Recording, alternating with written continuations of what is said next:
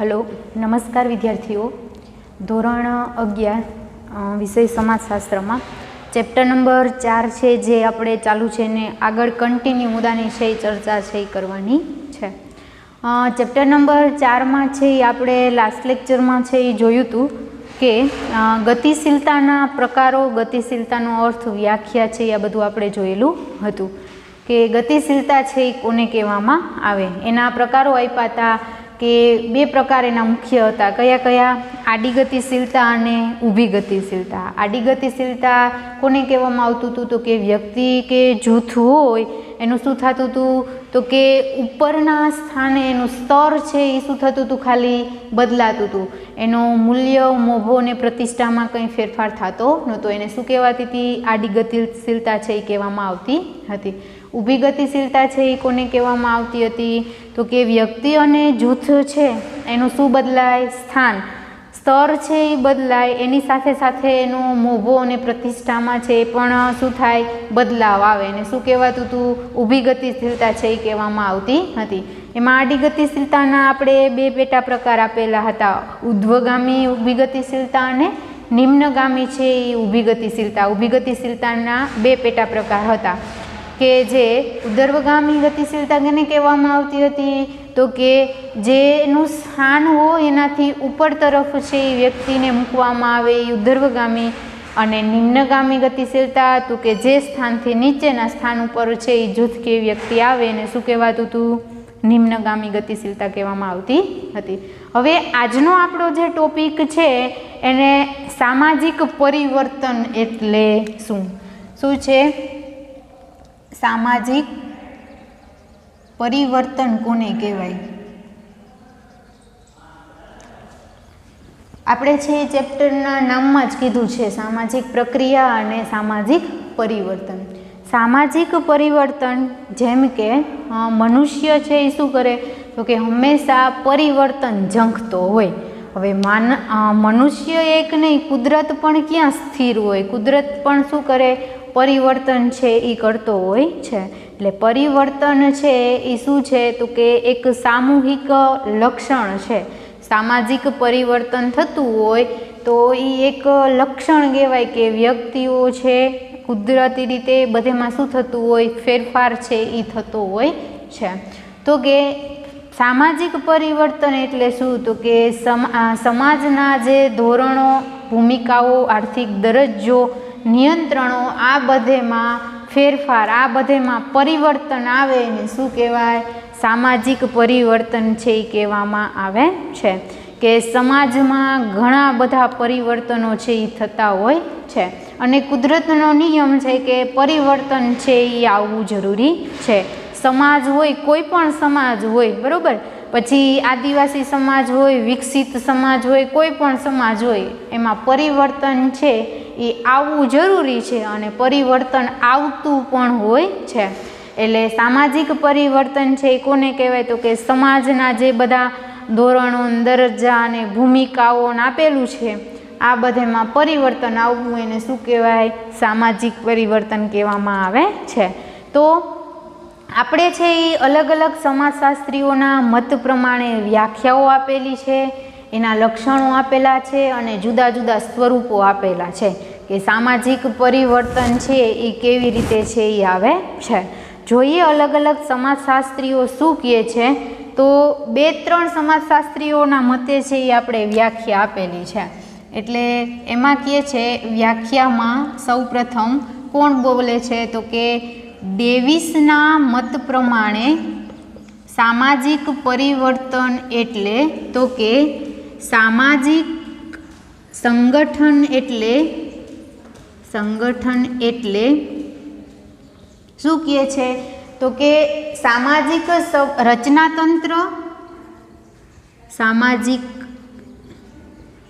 રચનાતંત્ર અને કાર્યોમાં થતું પરિવર્તન જેને શું કહેવાય? સામાજિક પરિવર્તન કહેવામાં આવે છે. શું કહે? પરિવર્તન કહેવામાં આવે છે. તો દાખલા તરીકે એનું ઉદાહરણ આપેલું છે. શું? તો કે પહેલાં છે શું હતું? તો કે સંયુક્ત કુટુંબમાંથી વિભક્ત કુટુંબ. આ શું થયું? તો કે એના રચનાતંત્ર અને કાર્યમાં શું થયેલું છે? પરિવર્તન. કોણ જણાવે? ડેવિસના મત પ્રમાણે સામાજિક પરિવર્તન એટલે સામાજિક સંગઠન એટલે સામાજિક રચનાતંત્ર અને એના કાર્યમાં થતું પરિવર્તન, જેને સામાજિક પરિવર્તન તરીકે ઓળખવામાં આવે. પછી બીજા સમાજશાસ્ત્રીઓ આપણને આપેલા છે તો કે મેકાઇવર અને પેજના મતે સામાજિક પરિવર્તન એટલે શું? તો કે સામાજિક પરિવર્તન એટલે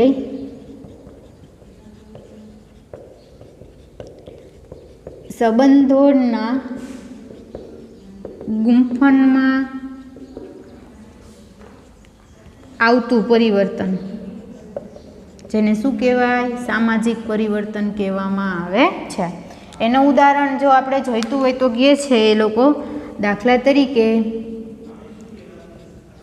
પતિ પત્નીના સંબંધમાં થતું પરિવર્તન, જેને શું કહેવાય? સામાજિક પરિવર્તન કહેવામાં આવે છે. એટલે ડેવિસના મતે આપેલું છે, મેકાવર અને પેજના મત પ્રમાણે છે એ આપેલું છે કે કેવા કેવા પરિવર્તનો છે એ આપણે આપ્યા છે. ત્યારબાદ આપણે ત્રીજા સમાજશાસ્ત્રીના મત પ્રમાણે આપેલું છે, જોન્સના મતે સામાજિક પરિવર્તન એટલે શું? તો એ એવું કહે છે કે સામાજિક પરિવર્તન એટલે સમાજના મૂલ્યો, દરજ્જા અને ભૂમિકામાં થતા પરિવર્તનને શું કહેવાય? સામાજિક પરિવર્તન કહેવામાં આવે છે. એ ઉદાહરણમાં આપવું હોય તો શું કહે છે? તો કે દાખલા તરીકે પહેલાં મધ્યયુગમાંથી અત્યારે વર્તમાન યુગમાં થતું પરિવર્તન શું થયું? એ સામાજિક પરિવર્તન કહેવામાં આવ્યું છે. એટલે આપણે શું આપ્યું છું? સામાજિક પરિવર્તનની જુદી જુદી વ્યાખ્યાઓ છે એ આપેલી છે. અને પરિવર્તન છે એ હંમેશા સમાજ હોય કે પછી કોઈ પણ સમાજ હોય એમાં પરિવર્તન આવવું છે એ જરૂરી છે. અને પરિવર્તન બધેમાં આવે છે, બદલાવ છે એ બધેમાં આવે છે. કોઈ પણ વિકસિત સમાજ હોય, વિકાસશીલ હોય કે પછાત વર્ગ હોય, કોઈ પણમાં શું થાય? પરિવર્તન આવતું હોય, પણ જુદી જુદી રીતે છે એ શું થતું હોય? પરિવર્તન આવે. એટલે ડેવિસના મતે આપેલું છે, મેકાવર અને પેજના અને જોન્સના મતે છે એ આપેલું છે કે ત્રણ વ્યાખ્યાઓ તમને પૂછાય કે સામાજિક પરિવર્તન એટલે શું? વ્યાખ્યાઓ આપો જુદા જુદા સમાજશાસ્ત્રીઓના મતે. તો આ ત્રણ સમાજશાસ્ત્રીઓના મતે છે એ વ્યાખ્યા આપેલી છે. ડેવિસના મતે શું કહે છે? ડેવિસ એવું કહે છે સામાજિક સંગઠન એટલે સામાજિક રચનાતંત્ર અને એને કાર્યમાં થતું પરિવર્તન, જેને સામાજિક પરિવર્તન કહે છે. શું? તો કે સંયુક્ત કુટુંબમાંથી વિભક્ત કુટુંબ છે એના તરફ છે એનું રચનાતંત્રમાં શું થયું? પરિવર્તન. પછી શું કહે? મેકાવર અને પેજ નામના જે વ્યક્તિ છે એ સામાજિક પરિવર્તનને એવું કહે સંબંધોના ગુંફણમાં જે પરિવર્તન આવે એ, કે દાખલા તરીકે પતિ પત્નીના સંબંધમાં જે પરિવર્તન આવે એનું ઉદાહરણ એને આપેલું છે. અને જોન્સના મત પ્રમાણે તો કે સામાજિક પરિવર્તન એટલે સમાજના મૂલ્યો, દરજ્જો અને ભૂમિકામાં જે ફેરફાર થાય એને શું કહેવાય? સામાજિક પરિવર્તન કહેવામાં આવે છે. કે મધ્યયુગમાંથી છે અત્યારે વર્તમાન સમયમાં જે બધા પરિવર્તનો આવ્યા છે એ કેવા હોય? સામાજિક પરિવર્તનો કહેવામાં આવેલા છે. એટલે આ ત્રણ શું આપેલું હતું? વ્યાખ્યા છે એ આપેલી હતી. હવે ત્યારબાદ આપણે છે એના લક્ષણો છે એ આપેલા છે. કોના? તો કે સામાજિક પરિવર્તનમાં કેવા કેવા લક્ષણો છે એ આપેલા છે. જોઈએ આપણે સામાજિક પરિવર્તનના લક્ષણો. તો એમાં કહે છે, શું કહે? સામાજિક પરિવર્તનના લક્ષણો. તો એના 4 થી 5 છે એ આપણને લક્ષણો આપેલા છે. એનું પહેલું લક્ષણ છે કે સામાજિક પરિવર્તન શું છે? તો કે સાર્વત્રિક પ્રક્રિયા છે. કેવી? સાર્વત્રિક પ્રક્રિયા. પછી બીજું કહે છે સામાજિક પરિવર્તન સામાજિક પ્રક્રિયા છે. કેવી? સામાજિક પ્રક્રિયા. પછી ત્રીજું કહે છે સામાજિક પરિવર્તન એ રચનાતંત્રના પરિવર્તન આપે. પછી ચોથું કહે છે સામાજિક પરિવર્તન એ કાર્યમાં પરિવર્તન. અને પાંચમું કહે છે સામાજિક પરિવર્તન એ આયોજિત પ્રક્રિયા છે. શું છે? તો આ 5 એના શું આપેલા છે? લક્ષણો છે એ આપેલા છે. કયા કયા?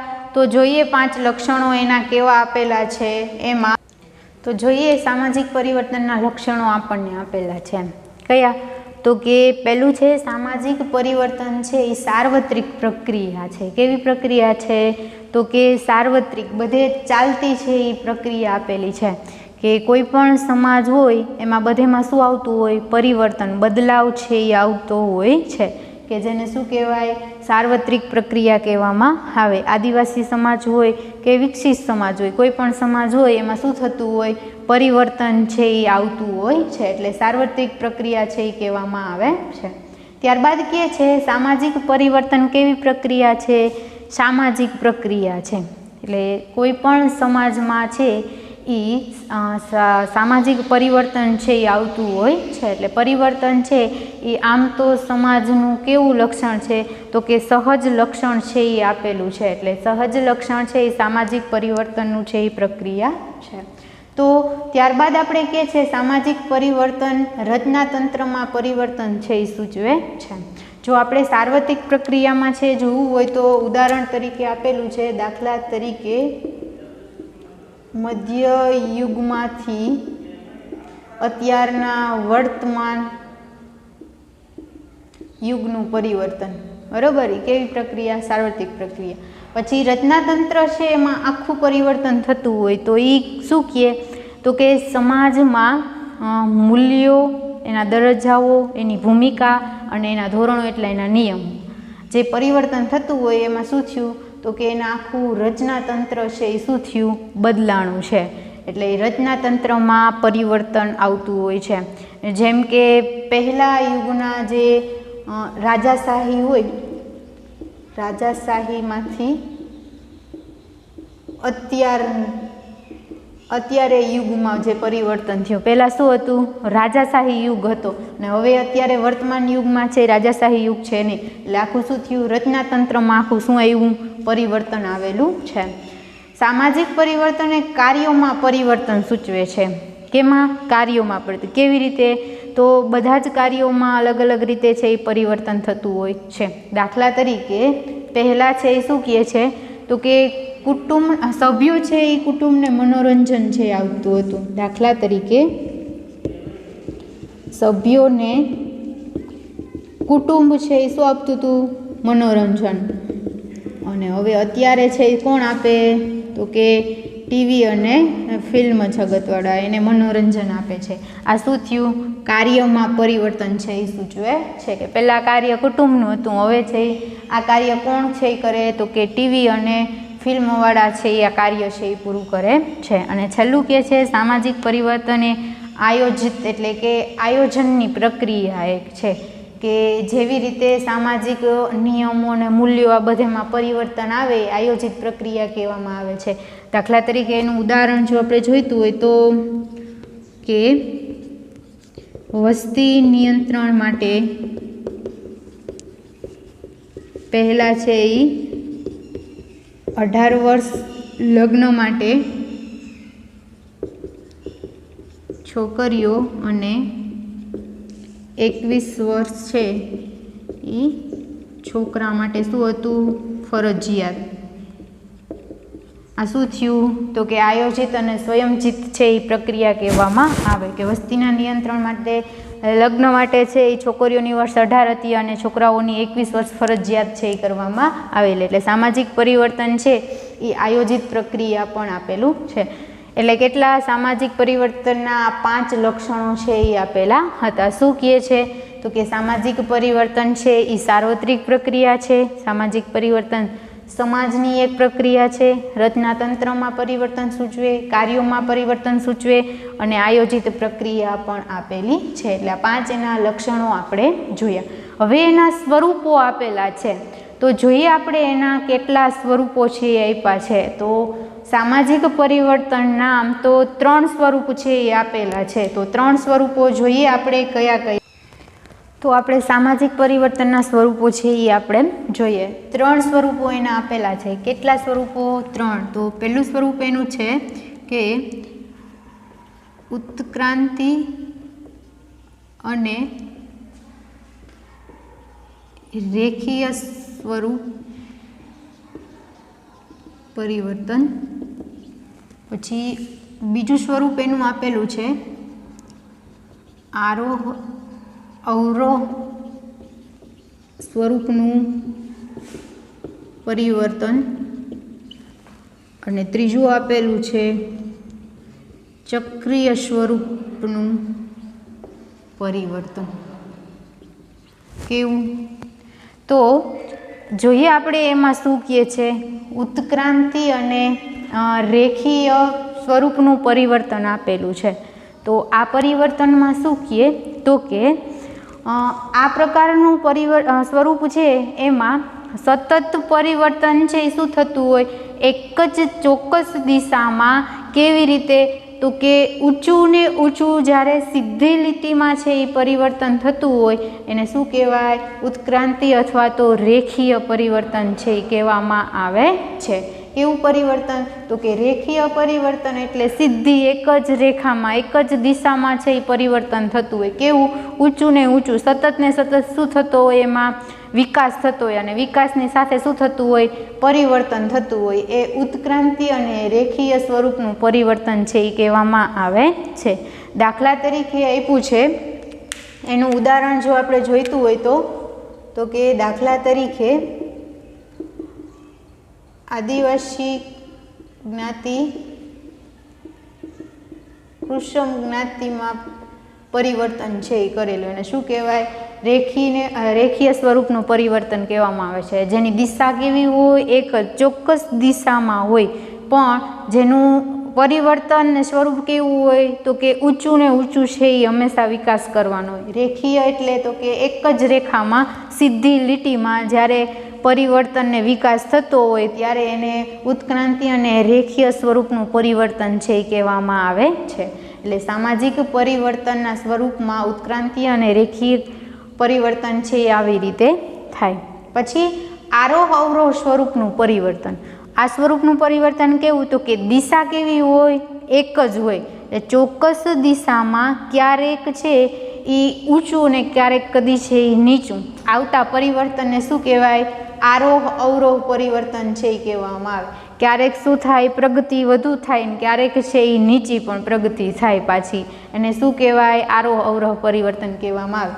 દાખલા તરીકે આપણે એનું ઉદાહરણ જો જોઈતું હોય તો ભારતમાં રાજાશાહી જ્યારે હતી ત્યારે અમુક જ્ઞાતિઓ છે એ શું હતું? તો કે અમુક જ્ઞાતિઓ અને વર્ગ છે એ ઘણા બધા સદ્ધર હતા, ઘણા બધા શૈક્ષણિક બાબતોને બધી રીતે શું હતા? સદ્ધર હતા. પછી એને શૈક્ષણિક બાબતના કુશળતા ન આવતા, એનો અભાવ આવતા એ શું થયું? નિમ્ન કક્ષામાં આવી ગયા. અને ત્યારબાદ પાછા એને જો શૈક્ષણિક બાબત અને જે અનુકૂળતા પ્રમાણે બધું મળતું હોવાથી પાછી જ્ઞાતિઓ અને વર્ગો છે એ શું થયા? તો કે આગળ એને પ્રગતિ કરી. તો આવા પ્રકારના જે પરિવર્તન હોય એને શું કહેવાય? આરોહ અવરોહ સ્વરૂપના પરિવર્તન. દિશા કેવી હોય? ચોક્કસ એક જ તરફ હોય. દિશા ચોક્કસ દિશામાં જ્યારે ક્યારેક છે એ ઊંચો વિકાસ, ક્યારેક છે એ કદી નીચું જે પરિવર્તન આવતું હોય એને શું કહેવાય? આરોહ અવરોહ સ્વરૂપનું પરિવર્તન છે એ કહેવામાં આવે છે. કે ભારતમાં જ્યારે રાજાશાહી ચાલતી હતી ત્યારે અમુક વર્ગો અને જ્ઞાતિઓ છે એનો ઘણો બધો વિકાસ થયો હતો. પછી શું થયું તો કે પરિવર્તન આવતા એને શિક્ષણ ને કુશળતા પ્રમાણે બધું ન મળતા એ શું થયું? નિમ્ન કક્ષામાં આવી ગયા. અને પાછું મળતા એ શું થયું? ઊંચી કક્ષામાં. પણ દિશા કેવી હતી? એની ચોક્કસ નક્કી જ હતી, એક જ દિશામાં, જેને આરોહ અવરોહ સ્વરૂપનું પરિવર્તન કહેવામાં આવે. અને ત્રીજું આપ્યું છે ચક્રીય સ્વરૂપનું પરિવર્તન. જે દરિયાના જે લહેરો આવતા હોય તરંગો એના જેવું પરિવર્તન, અથવા તો આપણે જે ઋતુચક્ર હોય એ ઋતુચક્ર પ્રમાણેનું પરિવર્તન, જેને ચક્રીય પરિવર્તન કહેવામાં આવે. કે પાછું ફરી અને એ જ જગ્યા ઉપર છે એ આવે, એવા પ્રકારનું પરિવર્તન. તો આપણે જ ખબર જ છે ઋતુચક્ર આપણું છે શિયાળો, પછી આવ્યો શું? ઉનાળો, અને ત્યારબાદ શું આવ્યું? ચોમાસું. આ પ્રકારનું પરિવર્તન કેવું હોય તો કે ઋતુચક્રની જેમ, કે પાછું હતું ત્યાં ત્યાં ફરીને આવે. શિયાળો, ઉનાળો, ચોમાસું, શિયાળો, ઉનાળો, ચોમાસું. આ પ્રકારનું પરિવર્તન જેને ચક્રીય સ્વરૂપનું પરિવર્તન કહેવાય. એમાં બીજું ઉદાહરણ પણ આપણે લઈ શકીએ. શું તો કે ફેશન અને મૂલ્યોમાં જે થતું પરિવર્તન હોય એ ચક્રીય સ્વરૂપનું પરિવર્તન કહેવાય. એમાં શું આવે? બદલાવ આવે, પણ પાછું ક્યાં આવે? મૂળ જગ્યા ઉપર જ આવે. જેમ દરિયાના તરંગો અને લહેરો જેમ હોય એવી રીતેનું પરિવર્તન, એને શું કહેવાય? ચક્રીય પરિવર્તન છે એ કહેવામાં આવે છે. કે દાખલા તરીકે આનું ઉદાહરણ શું આપ્યું છે આપણે? ઋતુચક્ર, કે જે પાછું બદલી અને ફરી એને જગ્યા ઉપર આવે. એટલે આ શું હતું? સામાજિક પરિવર્તનના સ્વરૂપો છે એ આપેલા હતા. એટલે આજનો આપણો આ લેક્ચરનો ટોપિક અને ચેપ્ટર આ બે શું કરવામાં આવે? પૂર્ણ છે એ કરવામાં આવે છે. ચેપ્ટર નંબર 4 જે આપણે આપેલું હતું સામાજિક પ્રક્રિયાઓ અને સામાજિક પરિવર્તનો, તો એ ચેપ્ટરમાં આપણે પૂરું કર્યું છે. સામાજિક પ્રક્રિયાઓ છે એટલે શું? ખાલી પ્રક્રિયાઓ છે, ખાલી ક્રિયાઓ આપણે જોઈ. સામાજિક પ્રક્રિયાના સ્વરૂપો, એના લક્ષણો, આ બધા આપણે જોયા. ત્યારબાદ આપણે શું જોયું? ગતિશીલતાના બધા પ્રકારો જોયા કે કેવા કેવા પ્રકારની ગતિશીલતા હોય. સામાજિક પ્રક્રિયાના જે આપણે પ્રકારો જોયા હતા, કેટલા પ્રકાર આપ્યા હતા આપણે? 3 પ્રકાર આપણે જોયા: સહકાર, સ્પર્ધા અને સંઘર્ષ. એમાંથી પેટા પ્રકાર હતા અલગ અલગ પ્રકારના. શું હતા તો કે પ્રત્યક્ષ જે સંઘર્ષ હોય, પરોક્ષ સંઘર્ષ હોય, વ્યક્તિગત હોય, જૂથ હોય, આંતરિક હોય અને બાહ્ય. આવી રીતે અલગ અલગ પ્રકાર સંઘર્ષના જોયા. સ્પર્ધા તો કે 2 પ્રકારની હોય, પ્રત્યક્ષ પણ હોય અને પરોક્ષ પણ હોય. તો આ બધા શું હતા? સામાજિક પ્રક્રિયાના પ્રકારો આપણે જોયા હતા. કે સહકાર છે એ એકબીજાને મદદરૂપ થાય એને શું કહેવાય? સહકાર કહેવાય. પછી સ્પર્ધા તો કે વ્યક્તિ કે જૂથ હોય બીજા વ્યક્તિ કે જૂથથી આગળ નીકળવાનો જ્યારે પ્રયત્ન કરે ત્યારે એને શું કહેવાય? સ્પર્ધા કહેવામાં આવે. અને સંઘર્ષ તો કે જે લક્ષ્ય આપણે ધાર્યું હોય એ લક્ષ્યને પૂરું કરવા માટેના જે અવરોહો નડતા હોય એના માટે જે પ્રયત્ન કરવામાં આવે એને શું કહેવાય? સંઘર્ષ કહેવામાં આવતું હતું. પછી આપણે શું જોયું? ગતિશીલતાના પ્રકારો છે એ જોયા. કેટલા પ્રકારો હતા? 2 પ્રકારો હતા. ગતિશીલતા કોને કહેવાય? તો કે જે પરિવર્તન આવતું હોય એને શું કહેવાય? મૂલ્યોને, આર્થિક દરજ્જા અને ભૂમિકામાં એને ગતિશીલતા છે એ કહેવામાં આવે. આડી ગતિશીલતા અને ઊભી ગતિશીલતા 2 પ્રકાર છે એ આપ્યા હતા. પછી એના પેટા પ્રકાર કોના હતા? તો કે ઊભી ગતિશીલતાના પેટા પ્રકાર છે એ આપેલા હતા. કયા? તો કે ઉર્ધ્વગામી ગતિશીલતા અને નિમ્નગામી ગતિશીલતા. ત્યારબાદનો આપણો આ છેલ્લો ટોપિક શું આપેલો હતો? સામાજિક પરિવર્તન. સામાજિક પરિવર્તન એટલે શું? તો કે ખબર જ છે, માણસ છે સતત ને સતત પરિવર્તન છે એ ઝંખતો હોય. માણસની સાથે સાથે છે એ કુદરત પણ સ્થિર રહેતો નથી. એટલે કુદરતી રીતે પણ શું આવતું હોય?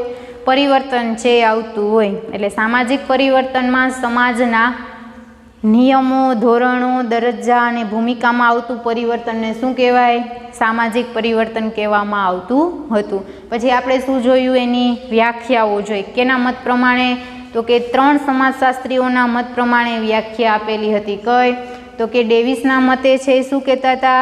તો કે એવું કહેતા હતા સામાજિક સંગઠન એટલે તો કે સામાજિક રચનાતંત્ર અને એના કાર્યમાં આવતું પરિવર્તન, જેને સામાજિક પરિવર્તન કહેવામાં આવતું હતું. ઉદાહરણ આપણે એનું જોયું. પછી મેકાઈવર અને પેજ નામના સમાજશાસ્ત્રી શું કહેતા હતા, તો કે એ એવું કહેતા હતા કે સામાજિક પરિવર્તન એટલે સામાજિક સંબંધોના ગુંફણમાં આવતું પરિવર્તન, જેને એ શું કહેતા હતા, સામાજિક પરિવર્તન. અને જ્યોન્સના મત પ્રમાણે શું કહેતા હતા, તો કે જ્યોન્સ એવું કહેતા હતા કે સામાજિક મૂલ્યો, ધોરણો, આર્થિક દરજ્જા અને ભૂમિકામાં જે પરિવર્તન થાય ને એને સામાજિક પરિવર્તન કહેવામાં આવતું હતું. એની વ્યાખ્યા જોઈ પછી એના શું આપેલા હતા, આપણને સ્વરૂપો આપેલા હતા. કેટલા? 5 સ્વરૂપો જોયા. કયા કયા સ્વરૂપો? તો કે સામાજિક પરિવર્તન છે એ સામાજિક પ્રક્રિયા છે, સામાજિક પરિવર્તન છે એ સાર્વત્રિક પ્રક્રિયા છે, સામાજિક પરિવર્તન છે એ રચનાતંત્રમાં પરિવર્તન સૂચવે છે, પછી સામાજિક પરિવર્તન કાર્યોમાં પરિવર્તન સૂચવે, અને સામાજિક પરિવર્તન છે એ કેવી છે, આયોજિત પ્રક્રિયા છે. આ 5 એના સ્વરૂપો આપણે જોયેલા હતા કે બધા જ રચનાતંત્રમાં શું કરે, ફેરફાર છે એ સૂચવે, કાર્યો છે એમાં પણ પરિવર્તન આવતું હોય. ત્યારબાદ આપણે શું જોયું, સામાજિક પરિવર્તનના સ્વરૂપો છે એ જોયા. કેટલા સ્વરૂપો આપ્યા છે? 3 સ્વરૂપો. કયા કયા? તો કે ઉત્ક્રાંતિ અને રેખીય સ્વરૂપનું પરિવર્તન જે આવતું હોય એ કોને કહેવાય, તો કે જે દિશા કેવી હોય, નક્કી જ હોય, ચોક્કસ દિશામાં, પણ કેવું, તો કે એક જ રેખામાં નક્કી કરેલી દિશામાં જ્યારે પરિવર્તન થતું હોય એ કેવું હોય, તો કે એ રેખાકીય પરિવર્તન છે એ કહેવામાં આવે છે. ઉદાહરણ જોયું તો આપણે, તો કે આદિવાસીની અમુક જ્ઞાતિઓ છે એ વિકાસ કરી અને કેમાં, તો કે કૃમ જ્ઞાતિમાં છે એ પરિવર્તન છે એ કરેલું છે. આરોહ અવરોહ સ્વરૂપનું પરિવર્તન એટલે શું, તો કે ક્યારેક ઊંચા વિકાસ માટેનું પરિવર્તન, ક્યારેક નીચો વિકાસનું પરિવર્તન થતું હોય, પણ દિશા કેવી હોય, ચોક્કસ નક્કી કરેલી દિશામાં. એનું ઉદાહરણ શું આપ્યું હતું, તો કે ભારતમાં જ્યારે રાજાશાહી હતી ત્યારે અમુક વર્ગો અને જ્ઞાતિઓ છે એનો વિકાસ છે એ કેવો હતો, તો કે સારો હતો, એને સારું શિક્ષણ, ઔદ્યોગિક સુવિધાઓ બધી સારી મળતી હતી એટલે. અને પાછું આ બધું ન મળતા પરિવર્તન આવવાની સાથે એ શું થઈ ગયા, નિમ્ન કક્ષામાં આવી ગયા.